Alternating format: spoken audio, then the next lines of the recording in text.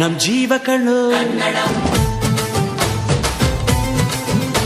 ನಮ್ ಅವ್ವ ಕಣ್ಣು, ನಮ್ ಜೀವ ಕಣ್ಣು, ದೈವ ಕಣ್ಣು, ನಮ್ ಗರ್ವ ಕಣ್ಣು, ಸಿದ್ಧ ಕಣ್ಣು ಪ್ರಾಣ ಕೊಡೋಕೆ, ಇನ್ನೆಲ್ಲ ಎಲ್ಲ ನಾಡು ನುಡಿಗೆ.